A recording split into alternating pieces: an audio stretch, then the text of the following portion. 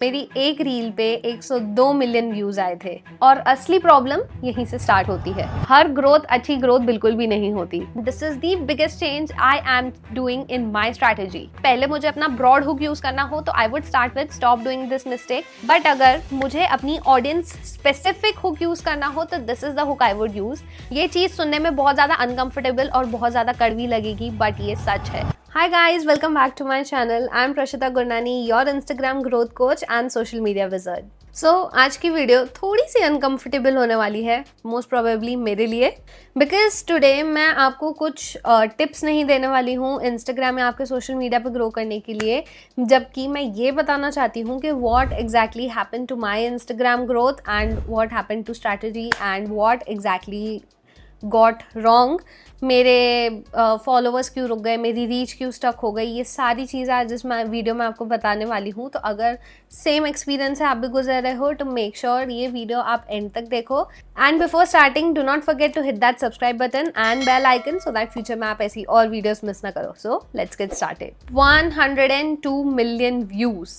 Yes, मेरी एक reel पे 102 मिलियन व्यूज आए थे। Sounds like a dream, right? लेकिन आपकी कोई वीडियो वायरल जाने के बाद क्या होता है, nobody exactly talks about that. So that is exactly today I am going to share with you. जब भी आपकी कोई भी रील वायरल जाती है उस टाइम पे आपकी रीच बहुत अच्छी जाती है, आपके फॉलोअर्स बहुत अच्छे से ग्रो होते हैं, लेकिन कुछ टाइम बाद क्या होता है उसके बारे में कोई भी बात नहीं करता। बिकॉज वायरल जाना हर किसी का आजकल ड्रीम हो चुका है। लोग नंबर्स के पीछे भागते रहते हैं, फॉलोअर्स के पीछे भागते हैं। It's like a vanity matrix. पूरा सोशल मीडिया इसी चीज़ों के पीछे भाग रहा है, बट हर एक चीज़ के पीछे सिर्फ प्रोज हो ये ज़रूरी नहीं है। प्रोज के साथ साथ कॉन्स और कॉन्सिक्वेंसेस आना भी इस जर्नी का पार्ट है। मेरी रीच तो बढ़ गई, बट धीरे धीरे ओवर द टाइम मेरी ग्रोथ स्लो हो गई एंड बिकॉज ऑफ दैट मेरे फॉलोअर्स भी लूज होने लग गए। सो अगर आप अभी भी सोचते हो कि viral is equals to growth, so this video is going to change your perspective overall. So what actually happened? मेरी रील वायरल जाने के बाद मेरी रीच इंक्रीज हो गई, मेरे फॉलोअर्स स्काई रॉकेट चले गए, बहुत सारे न्यू लोग आए और नॉन फॉलोअर्स का भी परसेंटेज मेरा स्काई रॉकेट था, विच इज गुड, बट ये सिर्फ आधा ट्रूथ है और असली प्रॉब्लम यहीं से स्टार्ट होती है। सो कोई भी रील जब आपकी वायरल जाती है उसमें से जो ऑडियंस आपके पेज पे वेलकम होती है वो actually audience is not for you. वो ऑडियंस वहां पे आपकी वायरल रील के लिए रहती है। Just exactly what happened with me.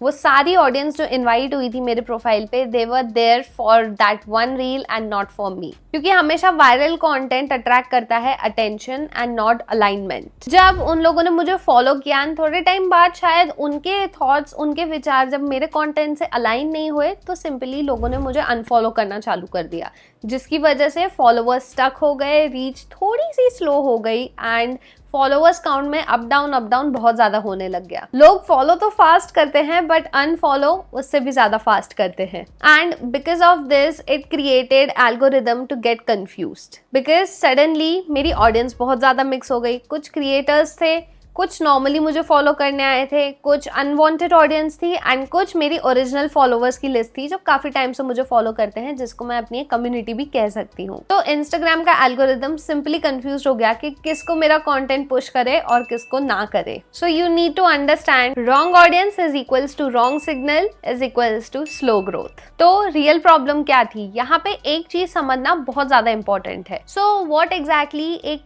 Thinking में शिफ्ट लाना ज़रूरी है, क्योंकि एज अ क्रिएटर आपका कभी भी फॉलो अकाउंट रुक जाता है या आप अपनी ग्रोथ नहीं देखते हो, ग्रोथ आपकी स्टक हो जाती है, तो this is naturally very demotivating for everyone. So what is the one shift that you need in your life कि आप ये सारी प्रॉब्लम्स के साथ ईजिली टैकल कर पाएँ? मेन, अगर आप रीच चेस कर रहे हो तो ये हमेशा याद रखोगे, रीच से ज्यादा आपके लिए राइट ऑडियंस को चेस करना बहुत इंपॉर्टेंट है। क्योंकि आजकल एक ही चीज बहुत हो गई है कि आपको वायरल से ज्यादा रेलेवेंट बनना जरूरी है। So as a creator it is very important for you to understand that being viral is not as necessary as being relevant to your audience and your community. So मेरा personally content का गोल एकदम completely change हो गया। Before it was maximum use for me, but right now it's the right right audience for me, क्योंकि views आपकी vanity है and alignment आपकी reality है। तो अगर आज भी अगर मेरे साथ ऐसा होता है कि मेरे फॉलोअर्स की ग्रोथ थोड़ी स्लो चलती है, बट मेरे को सामने मेरे प्रोडक्ट सेल हो रहे हैं, मेरे कोर्सेज सेल हो रहे हैं, मेरी ऑडियंस अलाइंड है एंड मेरी कम्युनिटी बहुत अच्छी चल रही है, तो फॉलोअर्स से मुझे ज़्यादा फर्क नहीं पड़ेगा। ग्रोथ रुकना एक प्रॉब्लम नहीं है, रॉन्ग ग्रोथ एक प्रॉब्लम है। हर ग्रोथ अच्छी ग्रोथ बिल्कुल भी नहीं होती। वायरल होना तो आजकल के ज़माने में बहुत ज़्यादा सिंपल हो चुका है, लेकिन एक अलाइंड ऑडियंस ढूंढना जो आप पे ट्रस्ट करे बहुत मुश्किल है। तुम अपने वीडियोस पे 1 million, 2 million, 10 million, 100 million views ला सकते हो, बट उसमें से एक भी इंसान तुम्हारे लिए कन्वर्ट नहीं होता, तो व्हाट्स द पॉइंट? अटेंशन बिना अलाइनमेंट के is a total waste. So after all this, क्या मेरी एक थिंकिंग में शिफ्ट आया जो कि काफ़ी क्रिएटर्स को होना ज़रूरी है, क्योंकि कभी भी आपकी ग्रोथ स्टक हो जाती है, मोटिवेशन तो एकदम ज़ीरो ही हो जाता है। So what exactly I am changing right now, and ये चीज़ बहुत ज़्यादा इंपॉर्टेंट है आपके लिए समझना as a creator. Number 1 is your content should filter and not attract everyone. मैं इंटेंशनली हर किसी को अट्रैक्ट नहीं करूंगी, बट इंटेंशनली अपनी चॉइस की ऑडियंस बिल्ड करूंगी। For example, 3 mistakes content creators are making, इसकी जगह मैं ये हुक यूज करती हूँ कि these are the particular 3 mistakes freelancers are making in their personal brand, क्योंकि जेनेरिक कॉन्टेंट अट्रैक्ट करता है और स्पेसिफिक कॉन्टेंट कन्वर्ट करता है। If your content is attracting everyone, it is converting literally no one. Number 2 is I am retraining my audience, and this is the biggest change I am doing in my strategy. अभी मेरी audience बहुत ज्यादा mix हो गई है, तो मुझे उन्हें रीट्रेन करना पड़ेगा to know what exact kind of audience is aligning with my content, जिसके लिए मुझे कंसिस्टेंट मैसेजिंग में ये दिखाना पड़ेगा कि मेरा कंटेंट किसके लिए है। मेरा कंटेंट डॉक्टर्स के लिए है, मेरा कंटेंट कोचेस के लिए है, मेरा कंटेंट बिजनेस ओनर्स के लिए है, and it is not for small business owners, for someone who is just starting right now, it is for the big people. Number 2 is your repetition. एक ही चीज को अलग अलग एंगल से बोलो, बार बार बोलो, तब जाके तुम्हारी ऑडियंस को समझ आएगा तुम्हारा एग्जैक्टली मोटिव क्या है अपने कंटेंट के towards. Step number 3 is your hook strategy change. This is critical and very important at the same time. Hooks भी आपके ब्रॉड हो सकते हैं, but you need to understand it very clearly, अपनी ऑडियंस और अपनी नीश को जान के कि आप अपना हुक कैसे अपनी ऑडियंस के स्पेसिफिक रख सकते हो, ना कि ब्रॉड हुक्स यूज कर सकते हो जो सबको अट्रैक्ट करे। फॉर एग्जाम्पल, इफ पहले मुझे अपना ब्रॉड हुक यूज करना हो तो I would start with stop doing this mistake, but अगर मुझे अपनी ऑडियंस स्पेसिफिक हुक यूज करना हो तो this is the hook I would use. Stop doing this mistakes as a freelancer if you want to attract big clients. If you are a freelancer struggling to get big clients from your social media, so you have to stop doing this. You see, दोनों में कितना बड़ा difference है। आपका hook clearly decide करता है कि आप कौन से टाइप की ऑडियंस को अट्रैक्ट करोगे। Step number 4 I would use is more disqualifying content.